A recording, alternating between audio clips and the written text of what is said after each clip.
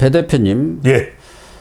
지금 국민의힘은 어떻게 보면은 권력 암투를 치열하게 벌이고 있는 상황 아니겠습니까? 그게 이른바 말하는 당계 내전 아니에요? 그러니까요. 당원 게시판 내전. 국민의힘 친한 친윤이 싸우는 것이 아니라 실제로 보면 윤석열 대통령과 한동훈 간의 싸움이라고 봐야겠죠. 그래서 워낙 이 싸움이 치열해지고 김건희 특검법 처리가 앞두고 있으니까 추경호 원내대표까지 냉각기를 갖자 뭐 이런 얘기까지 나오는데 지금 정치권에서 들리는 얘기 또 비교되는 것은 한동훈이 과연 제2준석이 될 거냐 이런 얘기들이 나오고 있어요. 이준석은 당시에 윤석열 대통령과 갈등을 빚다가 뭘로 결국 밀려난 성상납이라는 그 사건이 도화선이 돼서 물러난 거 아닙니까? 이번에 한동훈은 당원 게시판 이게 뭐 우연히 터졌다건데 우연인지도 의문을 갖고 있습니다만은 이 단계 논란이란 말.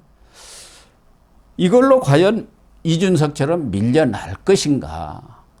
어떻습니까? 이준석과 한동훈이 그때의 상황과 지금의 상황이 같느냐 아니냐? 전혀 다르다. 전혀 다르다. 전혀 다르다. 전혀 다르다. 턱도 없다. 자, 같은 점과 다른 점을 제가 말씀드릴게요. 예. 같은 점은 뭐냐? 대통령과 대결 구도가 만들어진 건 같아요. 예, 그러네요. 같아요. 이건 똑같죠. 같아요. 똑같아요. 친윤 친한의 대결은 똑같아요. 당시 예. 친윤과 이준석의 예. 대결은 똑같습니다. 예. 그래서 이준석은 꺾여져 잘려져 나갔죠. 예. 허리가 비틀어졌죠. 그렇습니다. 하지만 생적사 사적생에서 총선으로 돌아왔죠. 그죠? 예. 그러니까 그건 뭐냐면 이준석 개인은 여하튼 정치적인 비빌 공간이 있었다는 이야기예요. 여하튼 하지만 국민의힘에서는 죽었죠. 예. 근데 퇴출되고 쫓겨나고 말았죠. 퇴출돼버렸죠. 퇴출되고 말았죠. 예. 자, 다른 점은 뭐냐? 다른 점은 뭐냐? 이런 말씀이죠.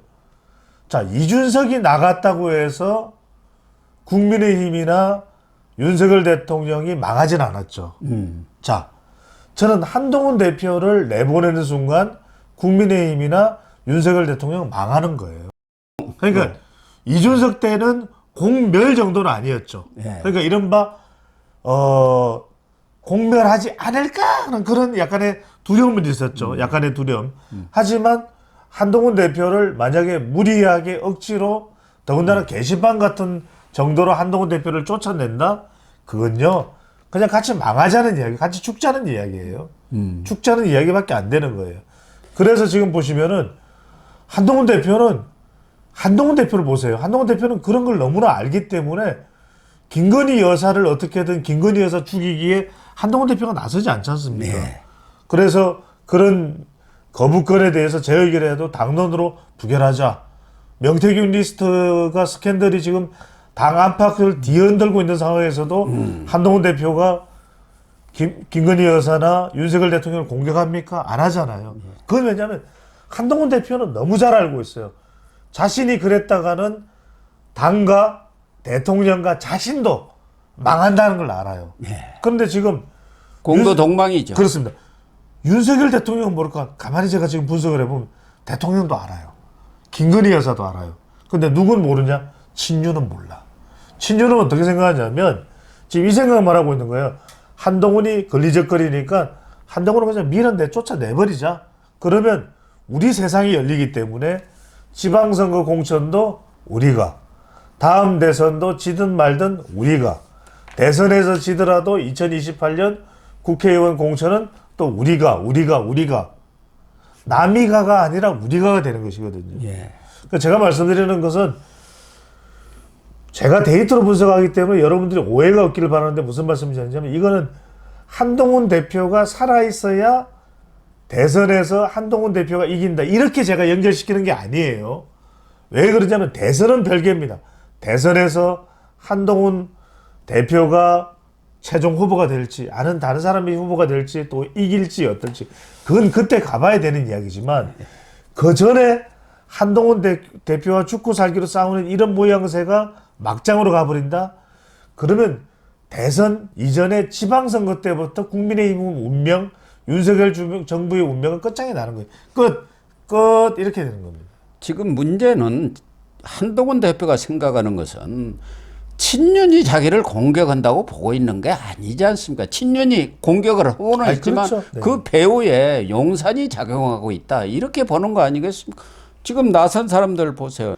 권성동 의원, 나경원, 김기현 의원 이런 사람들을 뒷배로 해서 김민전 또 강승규, 김은혜 다 두 사람 다 대통령실 수석했던 장해찬. 사람, 장해찬, 김재원 전부 친윤들이에요. 예. 그러니까 조직적으로 움직이는데 이게 뭔가 어디서 컨트롤 타워가 있어가지고 한동훈을 밀어내기 작전을 벌이고 있다는 게 한동훈 대표가 직접 얘기했지 않습니까? 조직적인 움직임이 있는데 내가 거기에 좌시하지 않겠다. 그것은 결국 누구를 얘기를 하겠습니까? 그 배후에 용산이 있다고 한동훈 대표가 지금 보고 있기 때문에 그렇죠. 사태가 심각한 거 아니겠습니까? 이런 사람들 개개인이 그 단계 그 문제에 대해서 붕괴해가지고 이렇게 나섰다고 보지 않는데 문제가 있는 거 아니겠습니까? 그렇죠. 그러니까 핵심은 이거예요.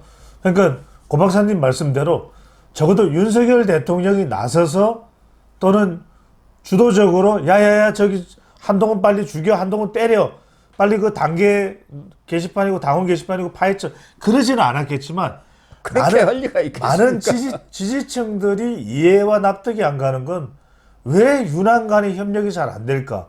또 이런 사태가 벌어지는데 대통령 한마디면은 다 단속이 될 텐데 왜 안 될까? 이 지점이죠. 사실 그러니까요. 핵심은 이 지점이죠. 저도 이해가 안 돼요. 그 단계 그 별것도 아니고 그렇게 나한테 비판해도 나 아무 관계없다 시끄럽게 떠들지 마라. 단일대우 형성하나 하면 끝나버려요. 저도 그게 근데 이해가 안 아무 돼요. 말을 안 하고 있지 않습니까? 저도 이해가 오히려 안 돼요. 정진석 예. 그리고 정무수석 홍철호 이런 사람이 나서 가지고 친윤들 모아갖고 밥 먹으면서 우리 같이 우리끼리 모이십시다 이런 게 뭐겠습니까? 그 사람들이 스스로 나섰겠습니까? 그래서 지금 고 박사님 말씀대로 하나 우리가 이제 이런 사태들을 통해서 확인할 수 있는 것은 여전히 윤 대통령과 한동훈 대표 이 갈등 관계가 벌어진 상태에서 좁혀지지 않고 있다. 이렇게 봐야 될 것 같아요.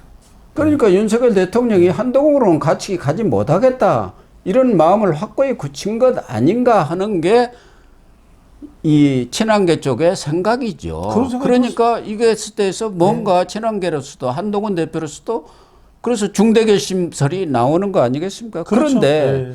과거 이준석과 한동훈은 저는 차이가 많이 나는 것은 이 정치 이 구조상으로 보면은 당시 이준석은 실질적으로 보수 지지를 별로 못 받았고 또 당내 세력도 없었어요. 없죠. 그러나 이 한동훈은 전혀 다른 상황 아닙니까? 예. 또 하나 가장 중요한 것은 이준석이 퇴출될 때는 윤석열 대통령의 힘이 강했고 친윤도 강했습니다. 장제원, 권성동 해갖고 친윤 이른바 윤핵관들이 힘을 엄청나게 쓸 때지만 지금 윤석열 대통령이 19% 지지율로 62% 3% 받은 한동훈을 밀어낼 수 있나요? 어떻게 봅니까? 그러니까 이 지점이 중요한 점입니다.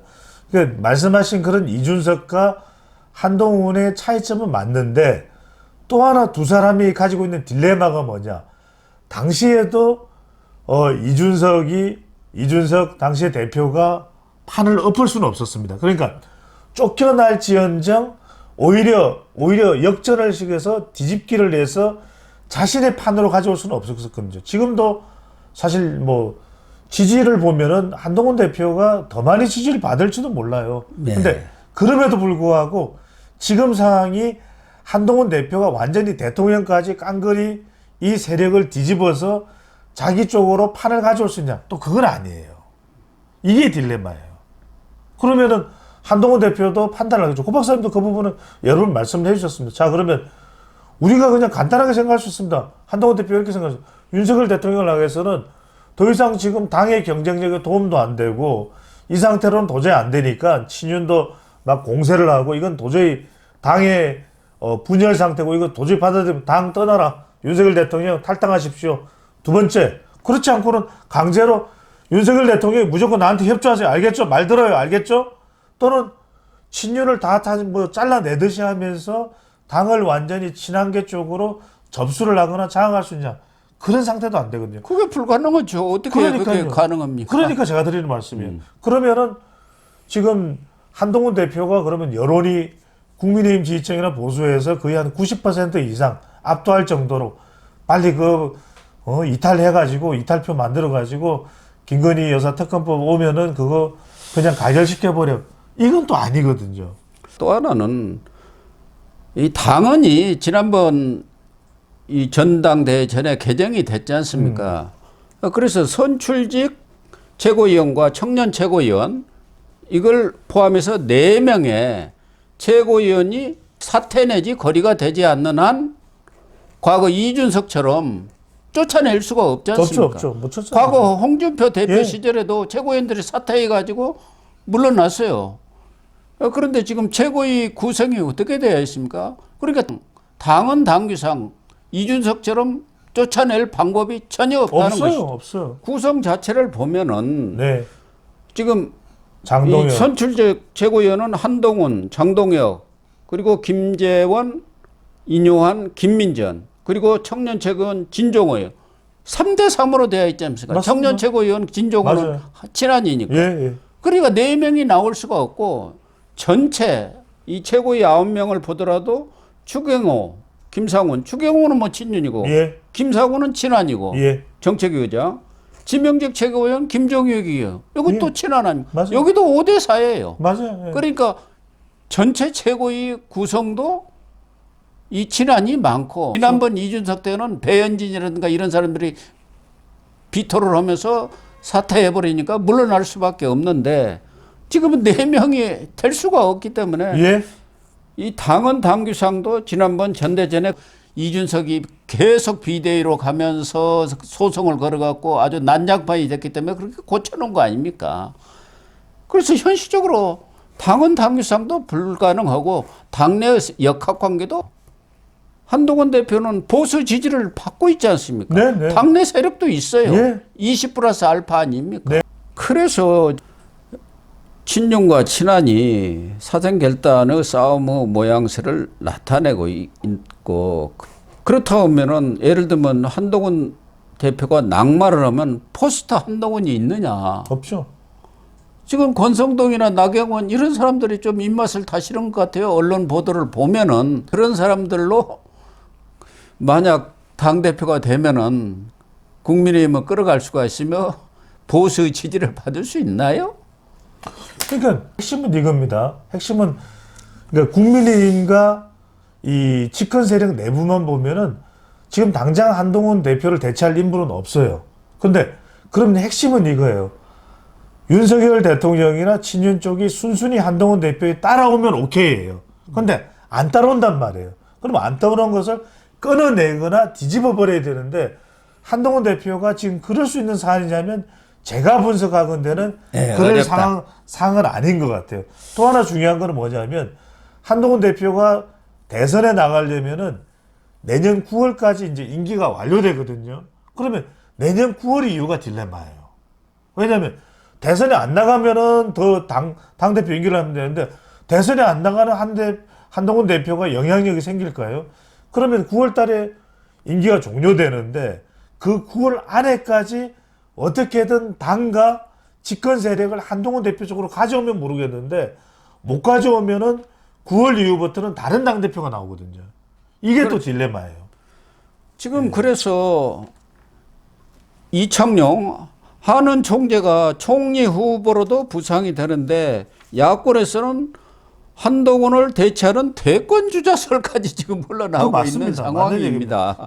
한동훈을 밀어내기 위한 하나의 바람잡는 그렇죠. 역할이지 총리가 대통령 된 적이 있습니까? 그런데 문제 이제 가장 뇌가는 김건희 특검법 그렇죠. 처리 아니겠습니까? 예.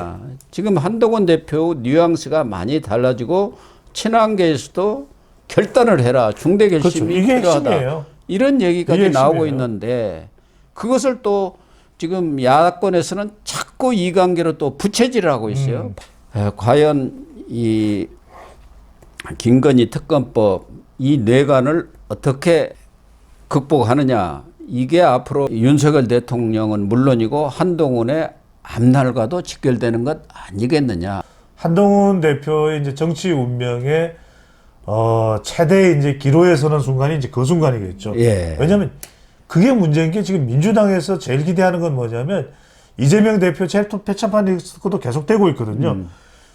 민주당이 제일 원하는 건 이 그림입니다. 윤석열 대통령과 한동훈 대표 사이의 대분열.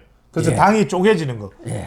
자, 당이 쪼개지면은 대선은 거저먹는 겁니다. 지방선거도 거저먹는 겁니다. 이걸 바라는데 윤한 대분열을 제일 원하는 건데 여기서 핵심은 뭐냐면 윤한 대분열의 중심에 서 있는 것은 김건희 여사예요. 김건희 특검법이고 김건희 여사 특검법인데 이 부분에 대해서 제가 볼 때는 한동훈 대표가 주장하고 주도하기는 쉽지 않을 것 같습니다.